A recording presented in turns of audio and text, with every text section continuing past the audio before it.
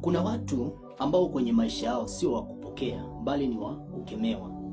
Yesu alipokutana na hao watu anawaambia, enyi kizazi cha nyoka, ni nani aliyewaonya kwamba mnaweza kukwepa hukumu ya jehanamu? Ina maana badala ya waokoe anawakemea. Maana anajua hao watu wamebeba assignment ya kishetani ndani yao. Si eti kwamba wamekuja kwa Yesu ili waokolewe, lakini wamekuja ili wamuue Yesu. Wamekuja kwa mabaya.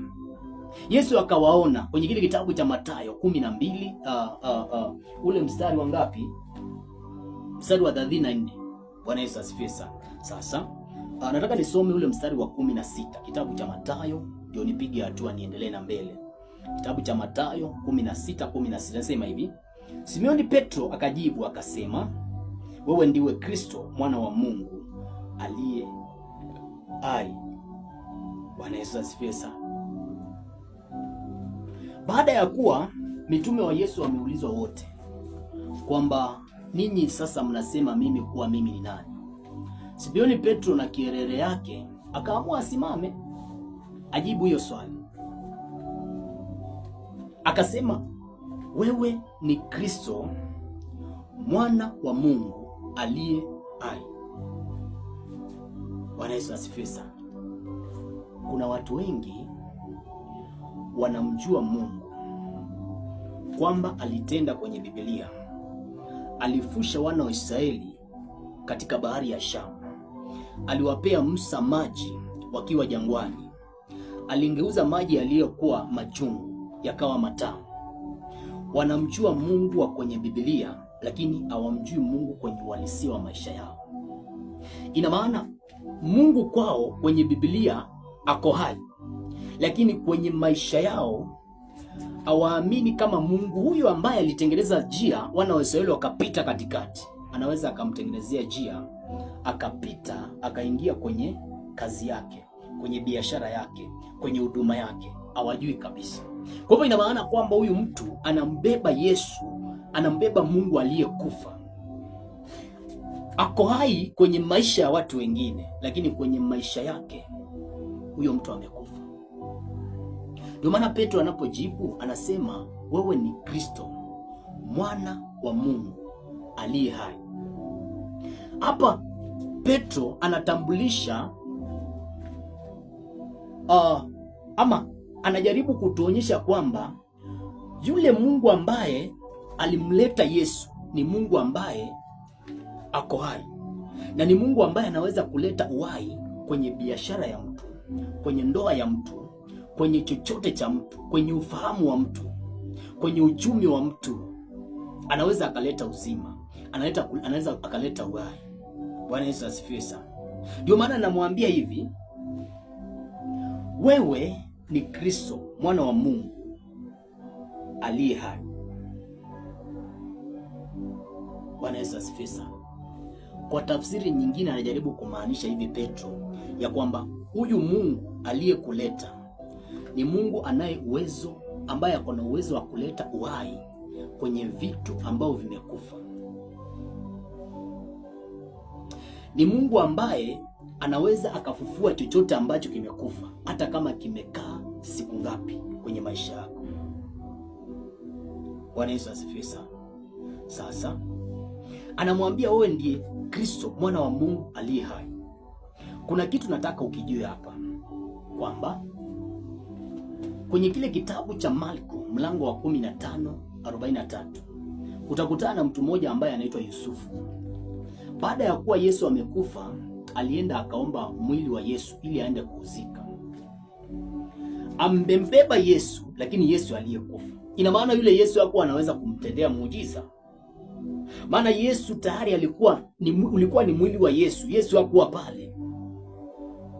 Maandiko yanasema hivi, kama vile mwili pasipo roho umekufa.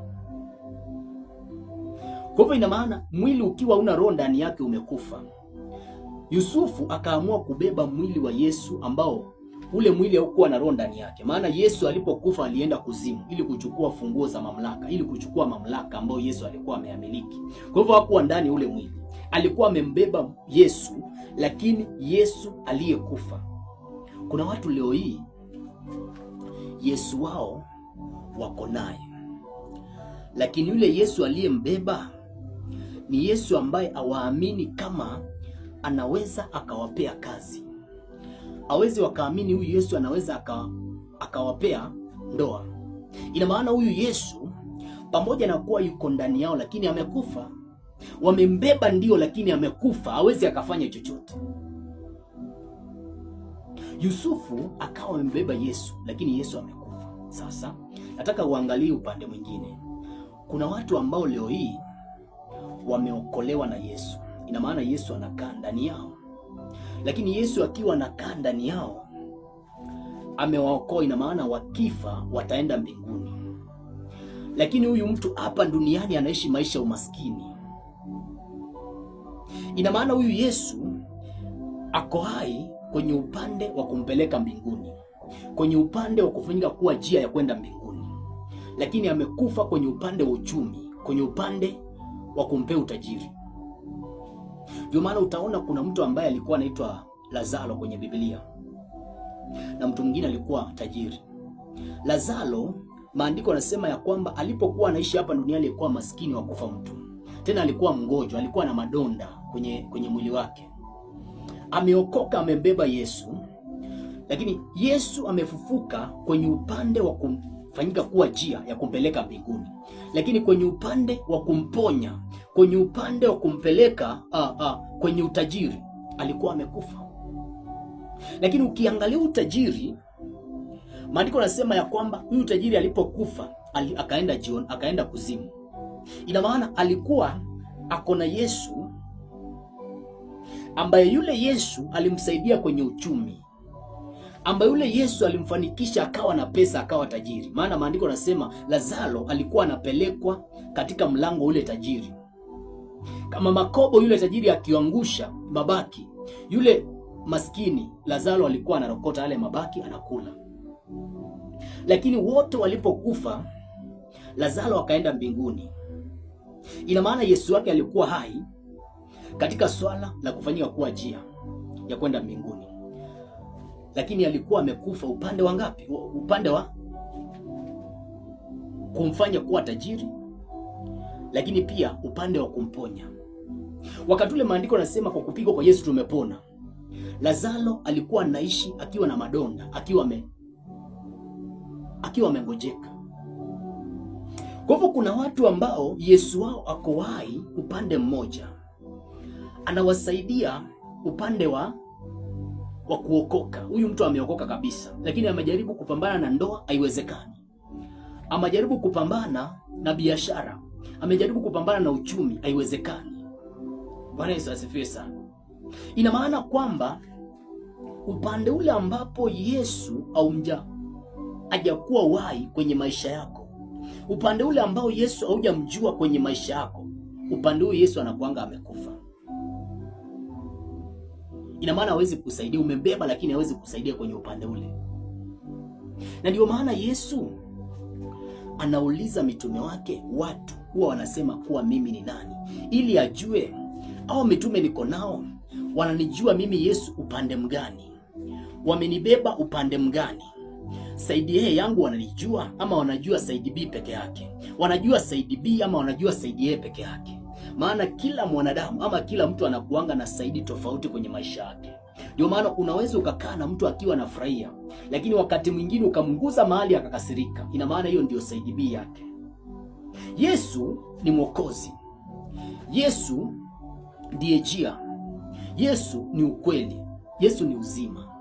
Lakini Lazaro wa kwenye Biblia ambaye alikuwa ni maskini, alikufa akiwa maskini na akiwa na ugonjwa ambao alikuwa na madonda, alikuwa amembeba Yesu katika upande wa uzima wa kwenda mbinguni, lakini hakumbeba Yesu aliyekuwa na uzima wa kuleta uzima kwenye utajiri wake, kwenye uchumi wake. Umembeba Yesu upande mgani kwenye maisha yako? Maana ufahamu wako kuhusiana na vile unamjua Yesu inategemea vile ambavyo Yesu atajidhihirisha kwako. Yesu aweze kujidhihirisha kwako zaidi ya vile ambavyo unamjua. Yesu anataka akuwe hai kwenye uchumi wako, kwenye ndoa yako, kwenye biashara yako, kwenye chochote kwenye maisha yako.